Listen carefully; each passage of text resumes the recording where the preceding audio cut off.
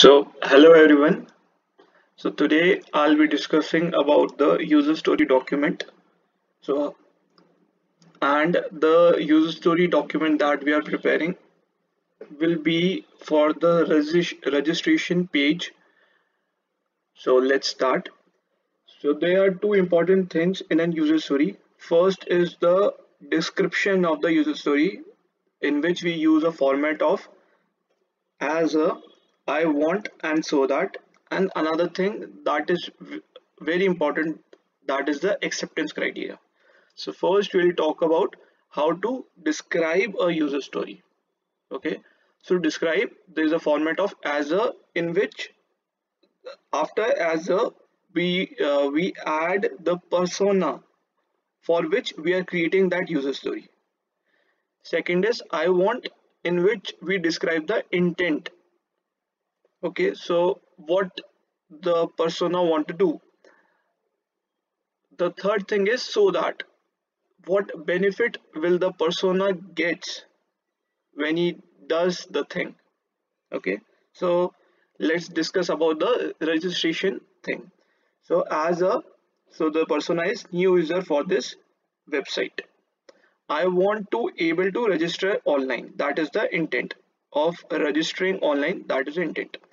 So that the, so we are talking about the benefit. The benefit would be to, so I can myself create my login credential without waiting to receive my login credential via paper mail. So the person who want to register so that he may get the benefit of login credential. Okay, so firstly we have described the user story, then comes the next important step, that is the acceptance criteria. So what is an acceptance criteria first of all? So in the acceptance criteria we write all the requirements, and as you can see in the acceptance criteria that we can mention the wireframes, so that the developers will easily be able to see it, and they actually know what they have to make, and they can easily code it. Okay, so what is acceptance criteria? These are the requirements for these are the requirements for that user story. So the requirements for the user story is, this is the acceptance criteria. So these are the 5 steps for this register online user story. So we will go on to the first step. The first step is, the system shall display the register hyperlink, and the location for this register hyperlink would be adjacent to the left of the login hyperlink. And we can also mention, so here we have mentioned the wireframe of it as well. Okay, that we will see it later on. So the next step, first step is register hyperlinks. The next step is, when we click on this register hyperlink, so the user will be navigated to the user registration page in the same browser window, and again we have mentioned the wireframe for it as well. So I think the first two steps are clear. First step is register hyperlink. Second step is, when we click on this register hyperlink, we will be navigated to new user registration page. Then after that, system shall allow the user to enter registration data. So the user will enter the registry the fields data. Okay. The fourth step is, on click on register command button, system shall perform the following activities. Okay, so these 5 things would be validated. So first of all the all the required fields would be mandatory. So first it will check whether all the required field is entered. Second is, email address should be of a valid format. Email address should be unique. Password entered should be in a valid format that would be shown to the user, and re-enter password matches to the password entered. So these 5 things should are the validations. Okay, so after clicking on a register button, so there would be two options. First is the validations are passed. The second thing is validations are not passed. So we're gonna talk about the first thing, that is when the validations are passed. So then in the event of passing all the validation, system shall navigate the user to registration complete page, and we have attached the wireframe as well. And the event of failure where the validations are not passed, system shall display inline error message. That also is for that as well we have attached the wireframes.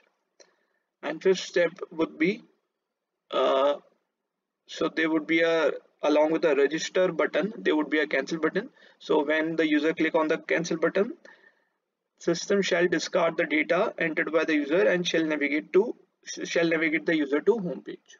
Okay, so I'm gonna summarize these 5 steps. The first step would be the register hyperlink, that would be on the left side of the login page.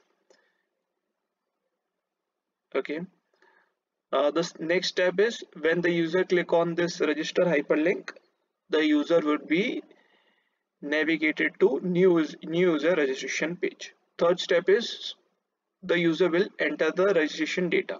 Fourth step is the system will the system will validate the data. So if it passes, then also we have to show the wireframe, and if it not passes, then user will be navigated to a different page. Okay, and along with the register button, there would be a cancel button. If the user presses that, then it will be taken to the home page.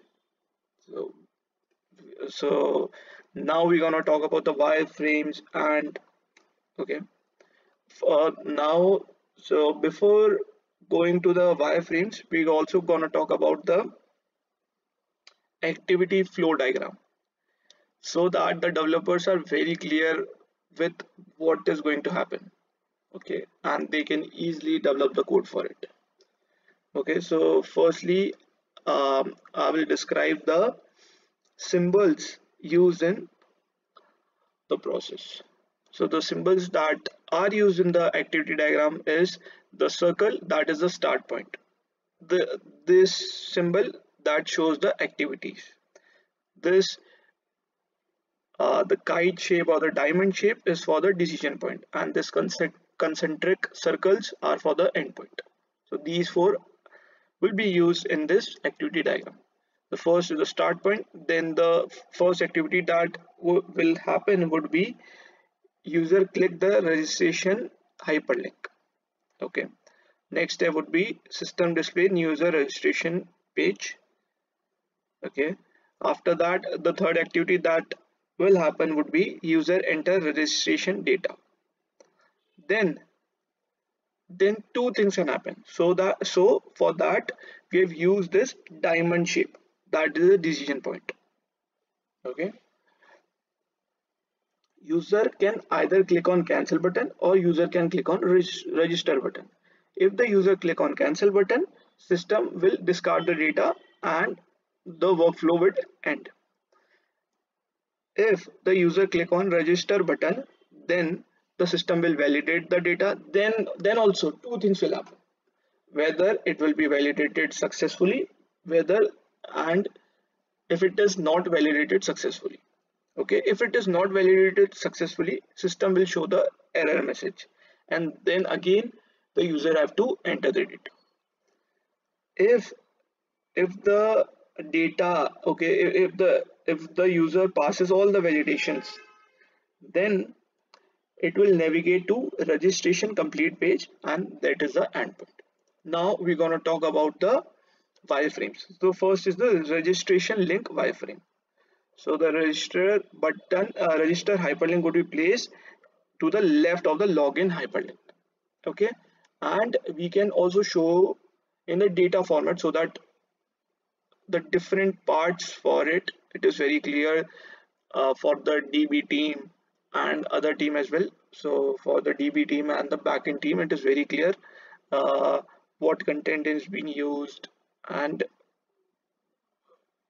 what will happen for the backend team to it as well. Okay, so that we can make this table, and we can have the following columns. So first would be ID, field name, Okay, field name would be the same name.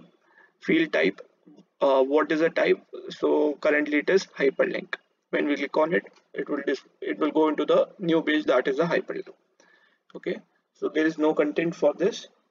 uh, it is